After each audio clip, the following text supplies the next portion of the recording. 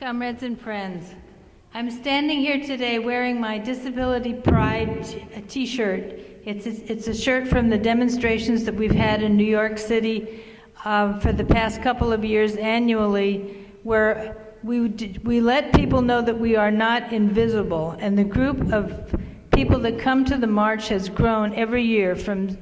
We're hoping from 7,500 this year, it'll be 10,000 or more next. So. One of the biggest problems that we face is that we are invisible.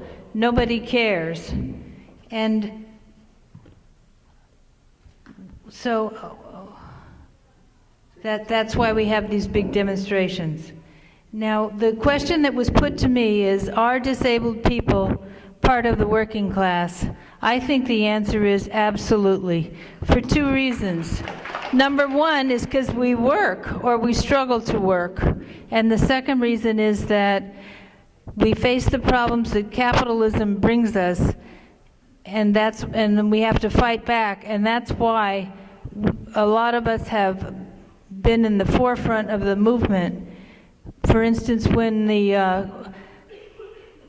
Trump was trying to eliminate the Affordable Care Act, a group called ADAPT marched through the Senate saying, "Don't kill us, kill the bill." I mean, they didn't mince words. Now, I was asked to say a few things about how non-disabled people should treat disabled people, and one of the things I wanted to say was that the word handicapped, you should use the word disabled rather than the word handicapped, because handicapped denotes a person that's standing there with his cap in his hand asking for charity, and that's not what we're about. And the other thing is that when you see somebody who's disabled, rather than rushing to help them, just let them know, "Listen, I'm here if you need help, just ask me." And then they will decide when and if they need the help. Now, we are not asking for charity. We pay taxes, we raise families, we have responsibilities, and we struggle to work. We're struggling for health care, housing, education, and public transit. We are demanding to be visible and seen as people. And we're feeling and we're forming a change in the public opinion.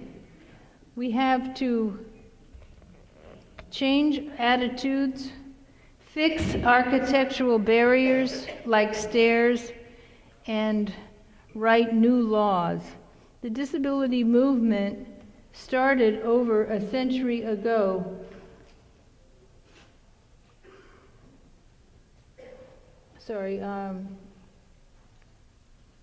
Prompted by the economic conditions. During the Depression, in 1935, during the Depression, 6 workers formed a group called the League of the Physically Handicapped. That year they staged a sit-in at the New York Office of Emergency Relief Bureau. Soon the League had several hundred members and a speakers bureau that educated unions on disability issues. There were at least 2 sit-downs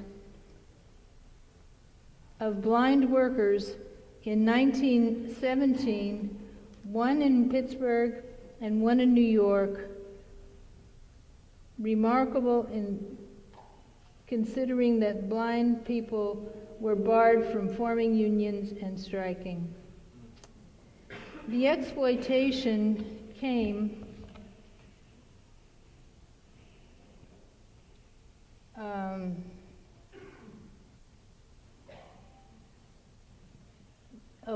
and still comes today from the Fair Labor Standards Act of 1938, 79 years ago.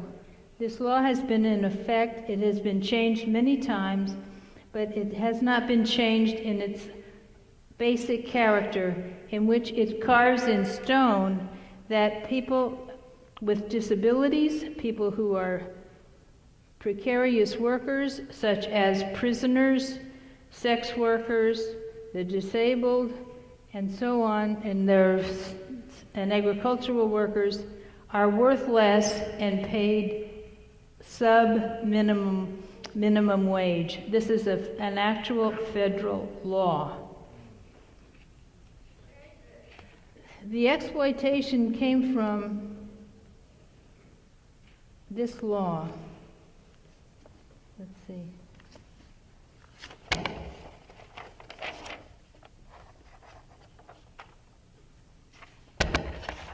Sorry. So although this act has been amended several times, it has never been changed for the disabled or other precarious workers. This discrimination can be seen clearly when you look at the Goodwill Industries International. They pay $2 an hour to 400,000 workers, while the bosses have a compensation of $53.7 million. Now, today the struggle for $15 an hour is being waged because people cannot live and raise a family on $7.50 an hour. Now you can imagine if you're trying to raise a family on $2 an hour, what kind of struggle that's going to be. Now the thrust of the movement in the 60s and 70s was the growth of the independent living movement. In other words, people that were, in a word, sentenced to live in institutions were getting out of the institutions and into the community. They were starting to demedicalize their disabilities. Now our comrade Renee was in a theater group that did various skits, and in one skit she was a patient of a psychiatrist who said, "Just take a pill and you'll feel better." And Renee said, "I don't need a pill, I need a revolution."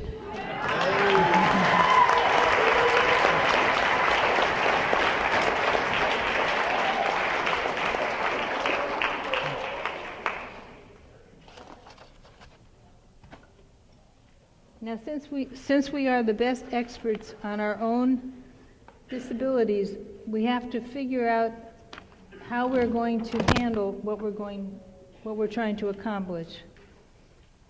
In order to accomplish our goals, what happened was the groups were organized by disability. So you had organizations for the blind, you had organizations for the deaf, you had organizations for other disabilities. But in the 60s and 70s, they started to work together so that they had much more power. Now in Berkeley, California, a wheelchair user named Robert Edwards fought for and won the right to an education at the university, which basically meant they had to eliminate all the stairs and all the buildings. And Berkeley's on a hill, so there were a lot of stairs.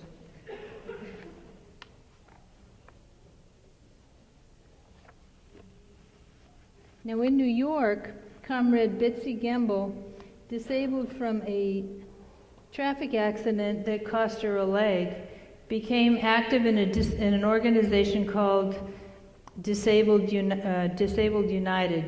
And what they did was they fought for access to public transportation. At that point, in the 60s, not all of the buses were equipped to handle wheelchairs. And so Betsy was a very active member of the party. And what she did, she became secretary of the organization, and the leadership was bourgeois. And so they favored getting meetings with city officials to accomplish what they wanted. But Betsy went right ahead and suggested that they take action to get what they wanted. And that's how the mass of the membership felt. So they followed her. And what they did was they demonstrated, they sat down in front of the bus depots so the buses couldn't move out. And eventually, they not only got buses, but they got the city was so embarrassed about arresting people in wheelchairs that they set up an office with the mayor for special disabilities, and they had a direct phone number that people with disabilities could call when they had a problem.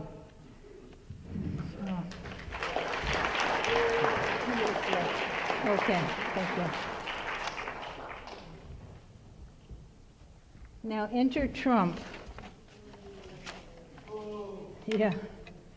Trump's first goal after elections was dismantling the Affordable Care Act. In particular, Trump wanted to dismantle Medicaid, which is literally a life and death issue. This brought the struggle to a new pitch. Disabled people were fighting for their lives. Members of ADAPT, the group called Americans Disabled for Public Transit, that in the 70s had organized for accessible buses in Colorado. It grew through the years, and in January, or rather in April of this year, they were in Washington, D.C., and they sat in at Mitch McConnell's office, and I think they sat there for 3 days. And when they were finally arrested and kicked out, it was a real shock. I mean, they were just taken out of their chairs and thrown into a paddy wagon. And it's kind of funny, but in a sad way, that in the paddy wagon they had an accessible bathroom, whereas opposed to the jail they didn't. Now, and then later, when the bill was being proposed, the bill was actually was up for a vote, they marched through the Senate, like I said earlier, chanting, "Kill the bill, don't kill us." And they marched through the Senate chamber for a good couple of hours before they were thrown out. And this time they got dismissal tickets. They didn't get jailed, but they made their point. And the point is that it is a real crucial life and death issue. It's not just rhetoric. It's not just having a tougher time living. It's whether you live at all. So. And I wanted to say that it's to the party's credit that they have, in the newspaper, they have always covered the disabled struggle. And they put the articles in a pamphlet, which is here and available in the back at the literature table. And there's 10 copies or so on the table, but there's a whole box of them underneath. So please go get one.